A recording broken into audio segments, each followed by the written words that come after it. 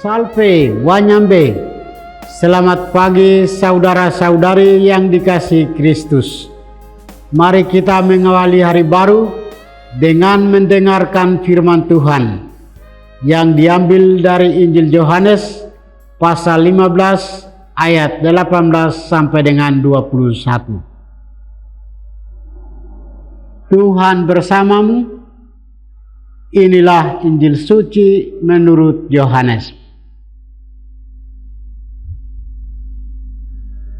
Dalam amanat perpisahannya, Yesus berkata kepada murid-muridnya, "Jikalau dunia membenci kamu, ingatlah bahwa ia telah lebih dahulu membenci aku. Sekiranya kamu dari dunia, tentulah dunia mengasihi kamu sebagai miliknya. Tetapi karena kamu bukan dari dunia, sebab aku telah memilih kamu dari dunia, maka dunia membenci kamu. Ingatlah apa yang telah kukatakan kepadamu, seorang hamba tidaklah lebih tinggi daripada tuannya. Jikalau mereka telah menganiaya aku, mereka juga akan menganiaya kamu. Jikalau mereka telah menuruti firman-Ku, mereka juga akan menuruti firman perkataanmu. Tetapi semuanya itu akan mereka lakukan terhadap kamu karena namaku, sebab mereka tidak mengenal Dia yang telah mengutus aku." Demikianlah sabda Tuhan. Saudara-saudari yang dikasihi Kristus, tema kita hari ini adalah berani melawan tantangan dalam pewartaan Injil. Dalam bacaan Injil sebelumnya, Yesus mengajarkan kepada murid-muridnya tentang saling mengasihi, dan kemudian Ia memilih dan mengutus mereka. Dalam bacaan Injil hari ini, Yesus mengajarkan kepada murid-muridnya tentang konsekuensi yang mereka akan hadapi dalam pewartaan Injilnya.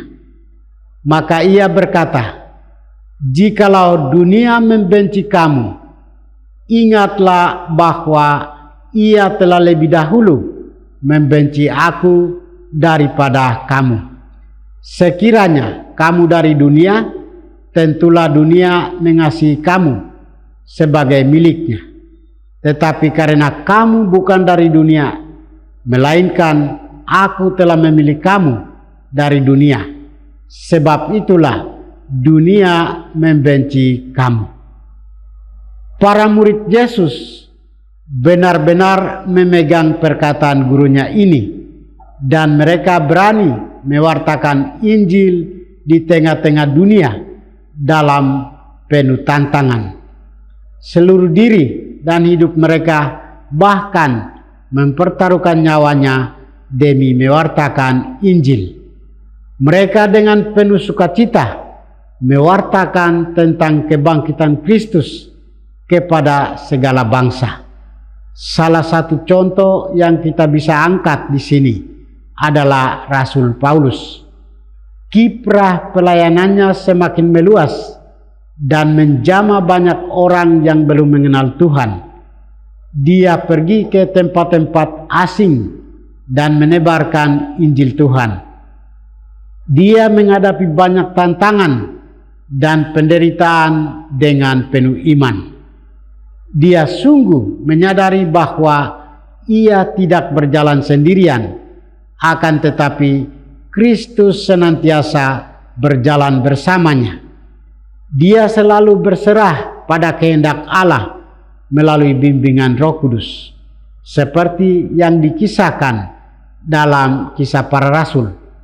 Setelah Paulus melihat penglihatan itu, segeralah kami mencari kesempatan untuk berangkat ke Makedonia. Karena dari penglihatan itu, kami menarik kesimpulan bahwa Allah telah memanggil kami untuk memberitakan Injil kepada orang-orang di sana. Saudara-saudari terkasih, selama masih berada di dunia, kita tidak bisa lepas dari kesulitan dan penderitaan. Sekalipun kita adalah pengikut Kristus, sama seperti yang dihadapi oleh Rasul Paulus dalam pelayanannya. Konsekuensi menjadi pengikut Kristus dan mewartakan Injil adalah harus menderita, memikul salib Kristus. Sebagai pengikut Kristus, kita dapat menghayati penderitaan itu dalam terang iman. Dari sudut pandang iman itu, kita diteguhkan dan diyakini bahwa dalam menghadapi penderitaan, kita telah mengambil peranan Kristus. Kita mengambil peranan Kristus yang menderita, wafat dan bangkit. Maka kita tidak pernah sendirian. Dia senantiasa menyertai kita dalam penderitaan. Dia turut merasakan penderitaan bersama kita umatnya.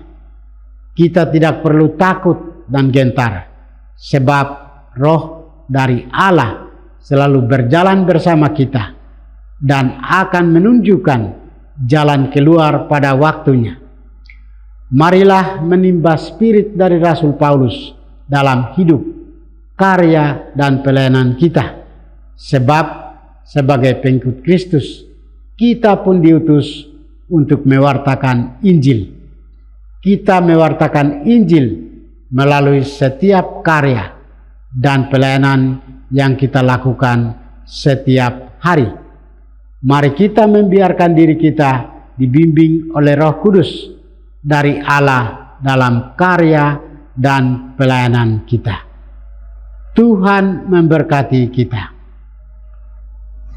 Marilah kita berdoa. Tuhan, pagi ini kami kembali naikkan puji dan syukur kepadamu. Tuhan, terima kasih sudah menjaga kami saat kami tidur maupun bangun. Terima kasih untuk udara sejuk dan segar pagi ini. Tuhan, kami mohon, bukalah mata hati kami, agar kami mampu memandang kemurahan dan karya-Mu. Mampukan kami agar kami boleh memuji dan memuliakan-Mu melalui pekerjaan dan pelayanan kami hari ini. Bukalah hati kami agar kami menyadari kesalahan kami dan bertobat. Semoga dengan rendah hati kami menerima rahmat-Mu yang tinggal dalam hati kami. Kristus terang dunia, berkatilah keluarga kami. Jadikanlah kami alat kasih-Mu dan pantaskanlah kami menjadi hamba-Mu yang setia. Demi Kristus Tuhan dan pengantara kami.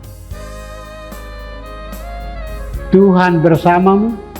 Semoga kita sekalian, orang-orang yang kita kasih dan doakan, seluruh aktivitas kita hari ini dibimbing, dilindungi, dan diberkati oleh berkat Allah yang Maha Kuasa, Bapa dan Putra dan Roh Kudus.